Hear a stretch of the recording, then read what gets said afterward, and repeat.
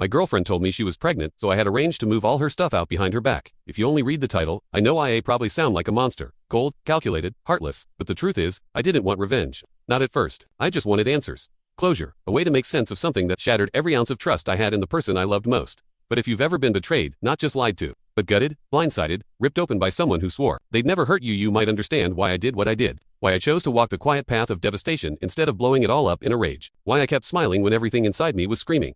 I've always known I didn't want kids. Not maybe, not someday, not we'll see, just no. Since I was 15, I've been crystal clear on that. And to my parents' credit, they respected that. They'd chuckle and say, I might change my mind someday, but they didn't pressure me. I'm not an only child, so they figured someone else would carry on the family name and legacy. When I turned 20, I made it permanent. Vasectomy. No drama, no hesitation. I didn't want to risk someone trying to change my mind with a surprise. Someday, I even go back every year for follow-up tests, just in case. That's how serious I am. I've never once wavered.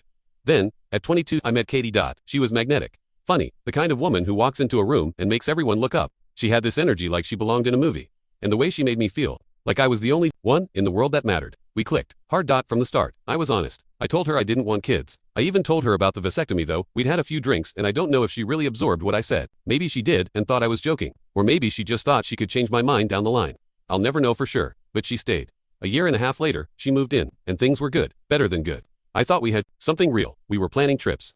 Talking about getting a dog. I'd even started looking at engagement rings. Then, 2 weeks ago, everything changed. I came home from work, and there she was standing in the middle of our living room, holding something in her hand. She was glowing, smiling so wide, and then she held it up. A pregnancy test, positive. For a second, my body went cold. My brain stalled. I couldn't even process what I was seeing. I remember my first thought was, there's no way. I literally laughed. I thought it was a joke. Some dumb TikTok prank she was filming for her friends or something. I even said, good one, babe, but she didn't laugh. She didn't say anything clever. She just looked at me with tears in her eyes and whispered, we're having a baby. That's when it hit me, all at once. Not just what this meant, but what it revealed. She had cheated. Without a doubt. I didn't need a paternity test or a dramatic confrontation.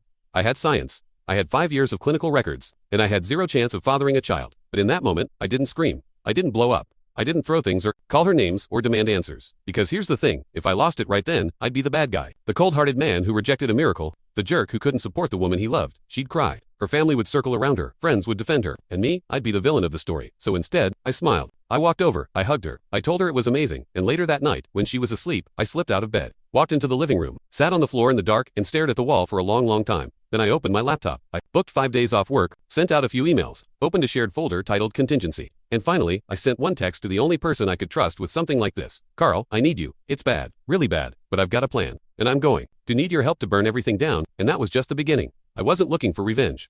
But I wasn't going to be anyone's fool, either. Follow for part 2.